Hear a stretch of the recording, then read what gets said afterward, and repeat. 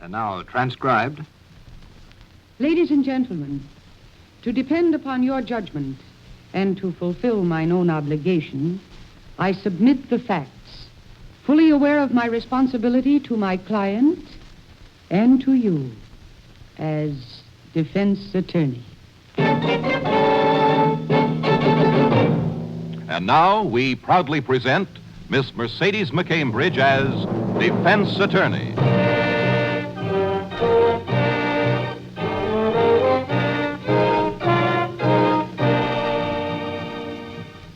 When Martha Ellis Bryant chose law as a career, she accepted the challenge of defending the defenseless.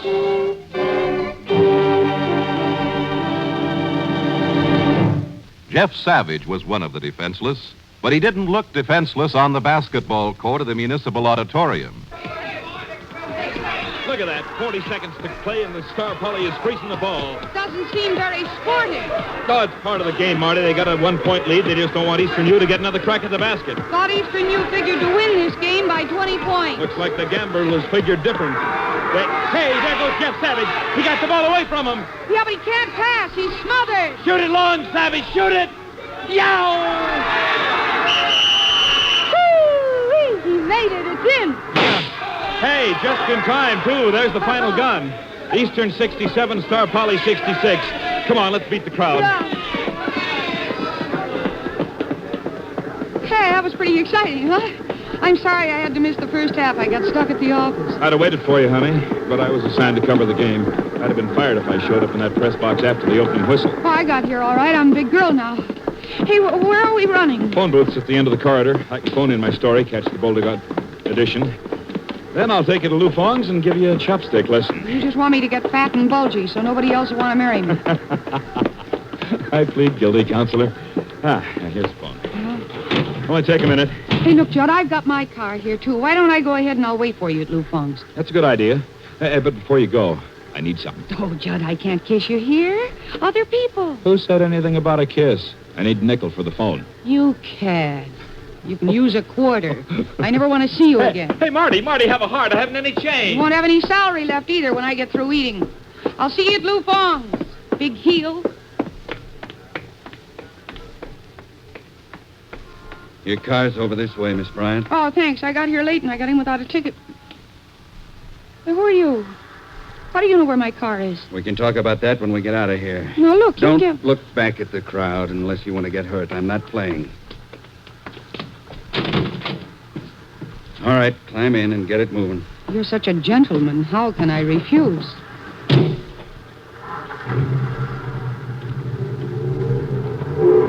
Let me have your purse. Right there on the seat. Take what you want and get out. I'm not taking, I'm giving. $2,000. You can count it later. I don't know who you are or what your game is, but I don't think I want your little present. It isn't a present. You'll work for it. My name's Lawton. Frank Lawton.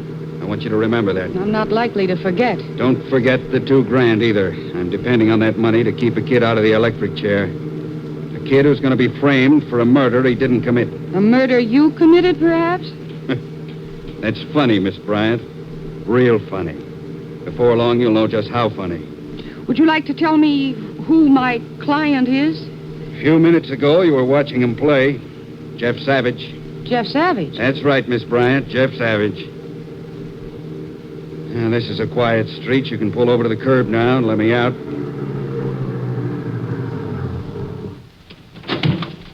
Save Jeff Savage, Miss Bryant. Nobody knows I gave you that money, but you've got a reputation for being honest. I hear that some people still are. Goodbye. Oh, just a moment, Mr. Lawton. How do I know Jeff Savage is really innocent? How do I know that he didn't send you to me? You don't know, but you will by tomorrow morning when he's arrested, because he'll be charged with murdering me. Good night, Miss Bryant.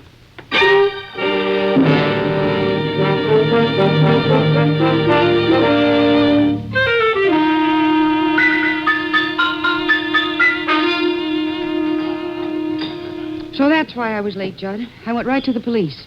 Lieutenant Levis said they'd try to pick Savage up right away, and the Lawton fella, whoever he is, if they can find him. If you ask me, Marty, the whole thing sounds like a joke. A bad joke. Oh, I don't know, Judd. If Lawton was going to be murdered, why did he go to you? Why didn't he go to the police for protection? Yeah, I asked myself the same question. Well, did you get an answer? Well, one that mightn't make sense.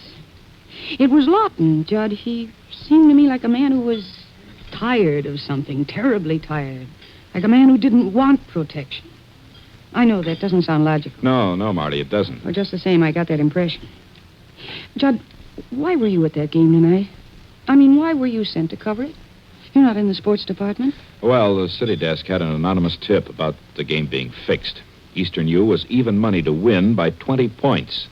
They won by only 1 point. A lot of suckers dropped their paychecks on that one. That game must have something to do with it. Something to do with what? A murder that hasn't even happened and probably won't Judd, look by the door. Lieutenant Levis, he just came in. Oh, yeah. Yeah, he's looking for us. Ed, over here. Yeah. I was hoping you'd still be here. And I've been hoping you'd come by. You find those two guys? We think so, Judd. Savage is being questioned right now at the Midtown precinct. How about Lawton? We'll be sure when you identify him, Miss Bryant. Why? Won't he admit who he is? We can't admit anything, Judd. He's on a slab at the county morgue. Who? You established the time of the murder? Yeah. And you ought to hear Savage's alibi. Says he was supposed to meet Lawton tonight out at Lawton's house in Honor Heights. Says he waited there till 1 a.m., but Lawton never showed up. Says Mrs. Lawton was there. I can verify it. All right, I'll call her right away. I already called her. She said she never saw or heard of Savage before in her life. Yeah, that looks bad, Marty. Huh. Lawton was killed in the slum district. Tenement row. Stabbed. We found the murder knife tossed in some rubbish in an alley. About 10 feet from where he was killed. Savage said he never seen it before. But you don't believe him. Would you believe him, Miss Bryan? His initials are carved on the handle of the knife.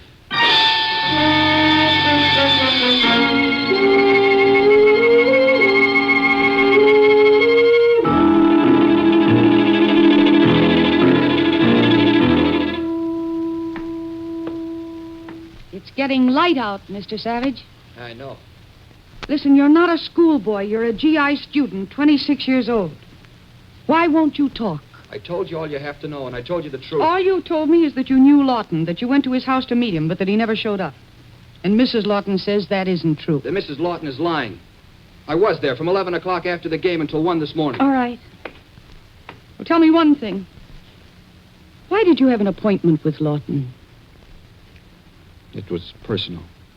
Are you going to let me help you or not? I know that you're innocent because Lawton paid me to defend you. And a man does not protect his own murderer. If you know that, why do I have to tell you anything else? Because a jury will have to know everything. Your meeting with Lawton had something to do with that game last night, didn't it? Oh, you're not hiding anything by being quiet, Jeff. The newspapers got a tip that the game was fixed. You should have won by 20 points, not 1 point. Who was in on that fix? I don't know. It's hard to tell. But you were playing. You know your teammates. Miss Bryant, look. Any player can be off form. For 4 years now, I've lived and studied and played with the men on that squad. You want me to say that one of them is a thief and a cheat when I don't know? All right, Jeff. Let's stick to Lawton. How long have you known him? I met him about 2 months ago when the season started. It was at a practice session one day. The coach introduced him. You mean he was a friend of Eastern U's coach? You don't know much about basketball, do you, Miss Bryant? No, not a great deal. You ought to read the record books. Frank Lawton was the captain of Eastern U's first team 20 years ago. He was the kind of player you dream about being. I see. Go on, Jeff. Well, after that practice session, he made some crack about how good players were making a lot of money by missing a few baskets. And what did you say? Well, if anybody else had said that, I'd have hit him, I guess. But coming from Frank Lawton, I thought it was a joke. Did you tell him that? Yeah. What'd he say? He just laughed. And we started to talk about other things. I didn't think any more of it until about 2 weeks after that. We were upstate playing Avalon. Mm-hmm. We were picked to win by 10 points. They won the game by 1 point. Lawton was at the game. It didn't mean anything at the time, but it kept happening. Every time our margin was lower than it figured to be, Lawton was there. Did you ever talk to him about it? Yeah, after the game with State. I found out where he lived and went there. He was alone, drinking.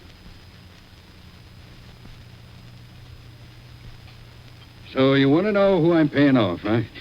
Joe College with the old school tie. You better tell me, Lawton. Get wise, kid. Stop being a hero. It's easy dough. Get some for yourself. You drunken no good. Come on. Come on, get up. My mouth.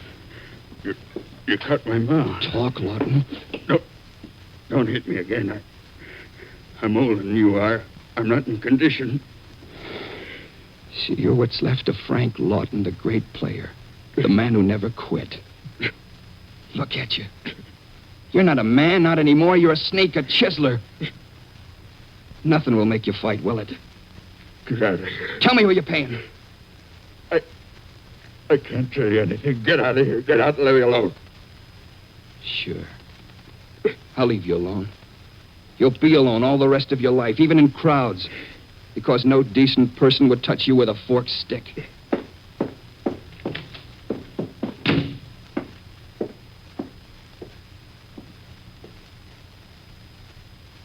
was all. That was the last time I saw him. You said you were supposed to meet him last night. I got a phone message from him yesterday. A message to come to his house after the game, and he'd tell me what I wanted to know. You didn't speak to him yourself? No. Well, is that all that you have to tell me? From there on, you know as much as I do. Jeff, when you knew that those games were being fixed, why didn't you go to the police? Without knowing who was to blame? You don't disgrace all the men you play with because of one. I wanted to find out who it was.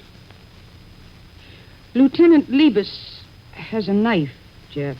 It was the one that was used to kill Lawton. Your initials are on that knife. I don't ever remember seeing it before. All right, Jeff. You certainly haven't given me very much to go on. But I'll see what I can do.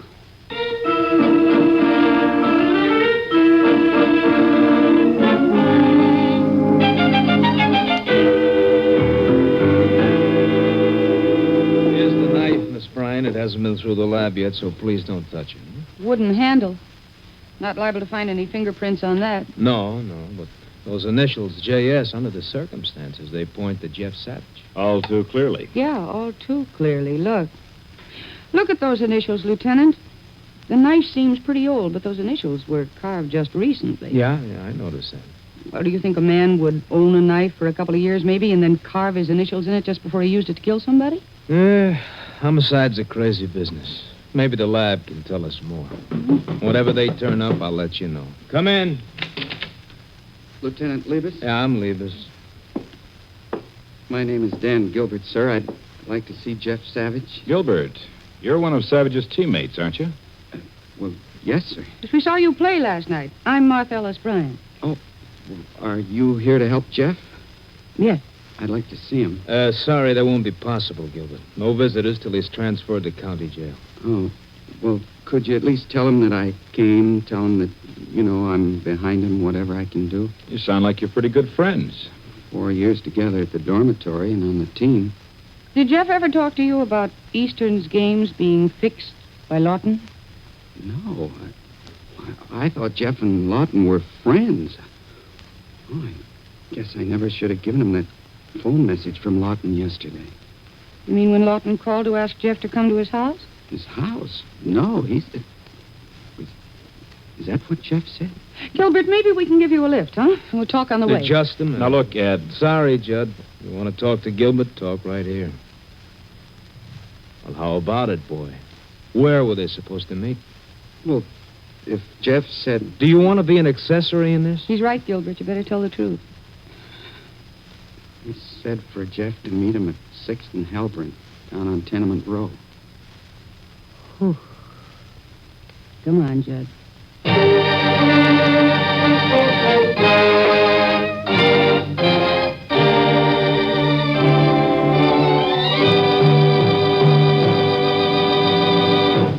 In just a moment, we'll continue with tonight's defense attorney's story. Never again need you wonder about your breath. For now, thanks to the new Clorette's Candy Mints, everyone who breathes can have kissing sweet breath. For the new Clorette's Candy Mints are rich in chlorophyll, that magical green purifier. Yet Clorette's Candy Mints are so refreshing, so minty, So all out tasty, you'll eat them with delight. The big difference between Clorettes and regular mint candies is Clorettes are rich in chlorophyll. It's amazing how fast Clorettes candy mints make your breath kissing sweet, even after onions, garlicky salads, heavy smoking, or a telltale beverage. Now you can enjoy Clorettes candy mints as well as delicious Clorettes chewing gum. Both contain chlorophyll.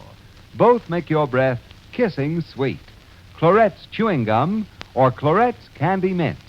Clorets. Clorettes, only 15 cents everywhere.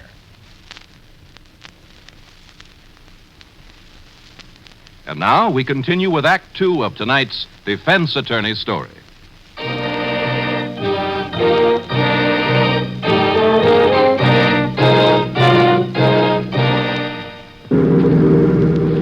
Marty, you've been up all night, and this is no time to be seeing Mrs. Lawton anyhow. I've got to see her, Judge. How do you think she's going to feel? Her husband murdered, the paper showing up as a fixer for a gambling ring? I got to know why she and that boy Dan Gilbert are lying. Why, there? Aren't you forgetting Savage? Defend Savage. You got a point there. Judge, you spent part of the night looking into Lawton's background. Did you find anything that'll help me? Yeah?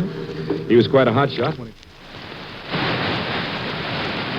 Had mediocre jobs, got married, had a kid. A boy, about 15 years old now. Goes to Martinvale Military Academy. Well, then the woman that we're going to see isn't the mother of Lawton's boy. No. She's supposed to be a young chick. I see. That kid, Lawton's son. He's the one I really feel sorry for. Yes, I know. He idolized his old man. Marty, when you were in with Savage, Levis was going over some personal effects that were removed from Lawton's pocket. Mm-hmm. One of the things was a letter from his kid. It'll be printed in our morning edition. I didn't like it, Marty. You didn't like it? Why? I didn't want to print it, but the city desk insisted. It was like putting the heart of a 15-year-old kid on public view. Why, Jeb? What did it say? Dear Pop and a lot of stuff about school. And then the kid wrote something about the basketball scandals and investigations. He said if he ever amounted to anything as a player, he'd play the game straight, the way his father did. I'm glad I won't have to be there when he learns the truth. Yeah. Gee, so that's why Lawton didn't go to the police, even though he knew he was going to be murdered. What are you driving at, Marty? He was tired, Judd. Just as I said, he was tired of cheating and running. He didn't want to live to face the disgrace that was catching up with him. Or to face his kid, I guess. And somebody knew that he was going to tell Savage the truth. And they knew the only way they could stop him would be to kill him. And make Savage the pigeon. And destroy the value of his word at the same time, so that even if he knew anything, nobody would believe it. But, Marty, who did it? Well, there are two people who can tell us that. Dan Gilbert and Mrs. Lawton. If they didn't know, they wouldn't be lying Jeff Savage into a death sentence.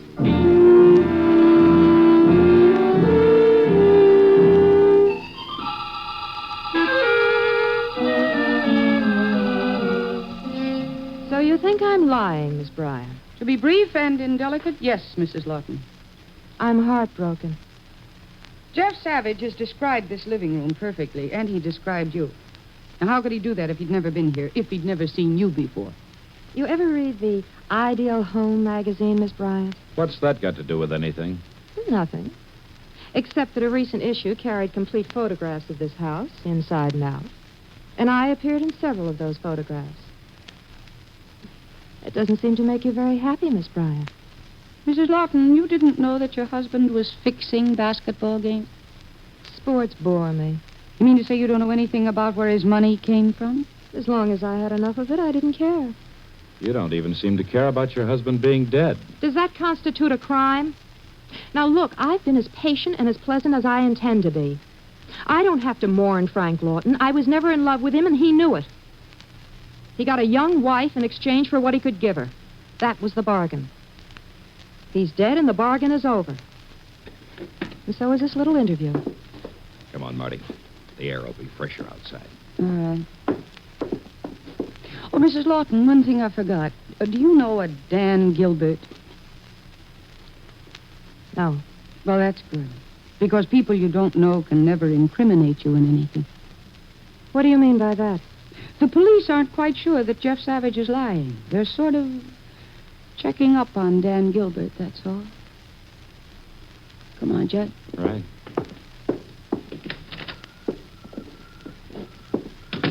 Marty, what was the idea of that? You know the police don't suspect Gilbert. I know it, but she doesn't. I wanted to make her nervous. A nervous opponent is always vulnerable. If you can force her into the open. Well, I'll need your help.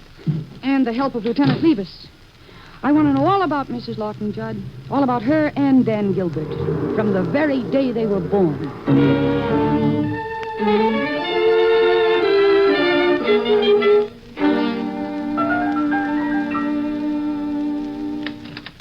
Hi, Miss Bryant. Oh, hello, Lieutenant. I almost fell asleep. I got a few things that may wake you up. Just like what? Well, reports on Dan Gilbert. Comes from a poor family, live in Arizona, hasn't even written to him the last 4 or 5 years. Oh? What's this? Here, this about bank deposits. He's got accounts all over town, a couple of hundred in each bank, but with 14 bank accounts, it adds up to a handy sum. Uh-huh. When did he start making these deposits? Right after the start of the basketball season. Has he been working any place in his spare time? Not lately. But he had been working at a sign shop to pay his way through school, up until the time these bank deposits started. Then he quit. Well, I hope you see what that means, Lieutenant. It could mean he was in on those fixed games. But that won't prove murder. There's still that knife. But I got a hunch that might pay off on it. What sort of hunch? Sign shops, like the one Gilbert worked in, sometimes do work in wood. Letters that are carved in. I'm kind of curious to see how Gilbert carved the letters J and S, if he ever did. And if he did, you could compare his letters with the ones on that knife. I got a man checking right now. The knife is common enough, sold in any sports store. Anybody could have bought it. Mm-hmm. Hey, what are you doing with my girl? All alone in here, Ed? Just letting her convince me that Jeff Savage may not be as guilty as he seems to be. Maybe I can help that along, too. Why, what'd you get, Judd? Check the Hall of Records. Mrs. Wanda Lawton, nay Wanda Brent, is a sister of Harvey Brent. The bookmaker? That's right, Ed. Oh, and she's the little girl who didn't know anything about sports or gambling. You found a sign you're going to love, Miss Bryant. And the letters in it were carved by Dan Gilbert. It was made for a doctor, J.S. Simmons. And my man says the J and S look like the ones on the knife. You're going to be able to crack this, Ed? I don't know. It's all circumstantial unless we can hook it together. Yeah, but I think I know a way that can be done. How? Well, it's up to you, Judd. I'm going to ask you to risk your job. My job? Yeah. Because I want you to print a story before it happens. And I want you to do it knowing that it might not happen. Marty, that's a little unethical. I know it is, Judd, but it may save a man's life because Jeff Savage can still be convicted unless another arrest is made. All right, Marty. What do you want? Well, I'll write it out for you. Oh, what time does the next edition hit the streets? About 6 o'clock tonight. Yeah. Is there a newsstand near here? Yeah, right at the entrance. Oh, wonderful. At 5:30, Lieutenant, I'd like you to phone Dan Gilbert and Mrs. Lawton. Ask them to drop by here. Just a routine identification thing. Now, they're both smart enough to be avoiding each other, so they'll come separately. And by the time they get here, I want the newsboy with the loudest voice in town right downstairs, screaming the headline Judd will write. Hey,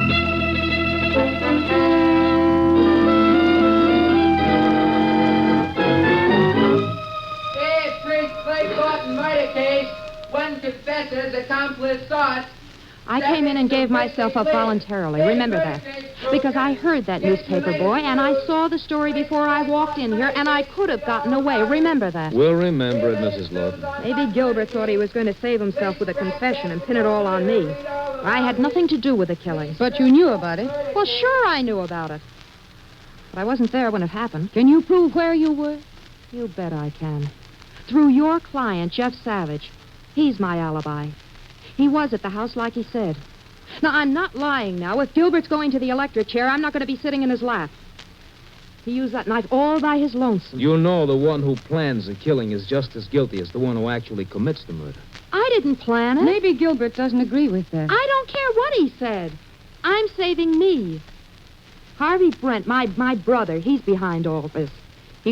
Well, it was even his idea for me to marry Frank in the beginning so we could use him as a fixer. You get that, Lieutenant? Yeah, I got it, and so did the dictograph. Hello, put me through the radio division. Hello, Lieutenant Levis. Put out a general pickup for Harvey Brent. I'll have your statement typed. You can sign it later, Mrs. Lawton. You bet I'll sign You it. can go out that door. The police matron's waiting. There's just one thing I wish I could see. I'd like to see Gilbert's face when he hears my side of the story. I'd like to see her face when she finds out we haven't heard Gilbert's side of the story yet. I think we'll hear it soon, Miss Bryant. You set a mighty neat trap. I don't know, Lieutenant. Gilbert should have been here by now. Ed, quick. I just drove up and saw Gilbert at the corner. He took one look at that headline Ho, and ho. Take it easy, John. I got the whole area staked out. He won't get 2 blocks. Mrs. Lawton just went out, Jack. We've got a full confession. Oh, that's swell, Marty. Lieutenant, will you arrange a release order for Jeff Savage? You bet. And now that your job is done, young lady, home you go. My job isn't done, Judge. Not yet. What? I've got one plea to make to what might be a very tough jury. What jury and where? At the Martinvale Military Academy, 15-year-old boy, Frank Lawton, Jr.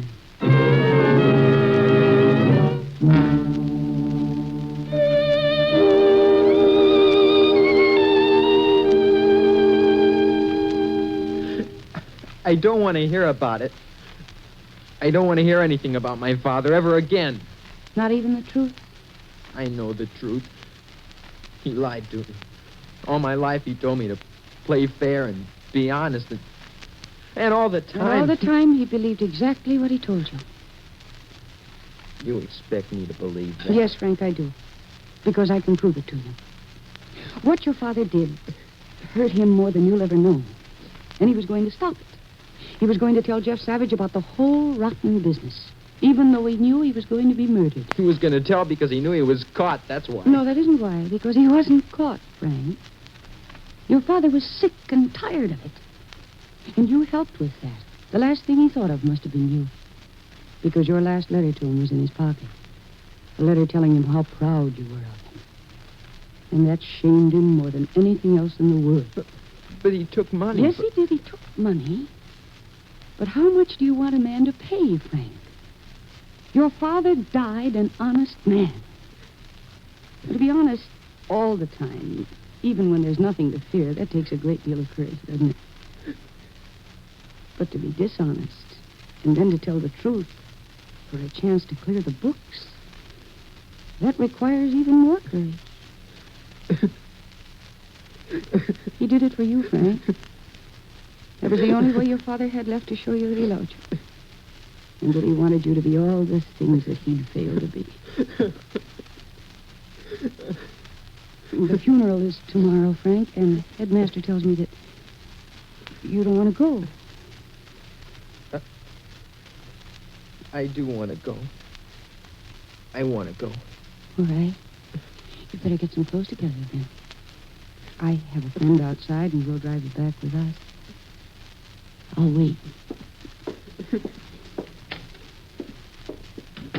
How was he, Marty? Tough case, Judd.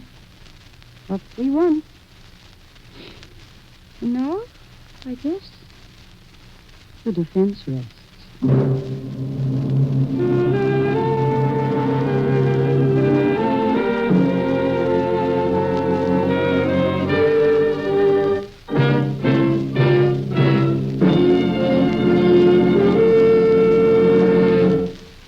Just heard Defense Attorneys starring Mercedes McCambridge with Howard Culver as Judd.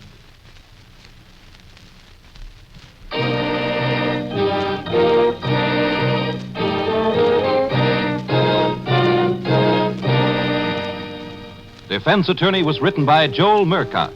The program is directed by Dwight Hauser.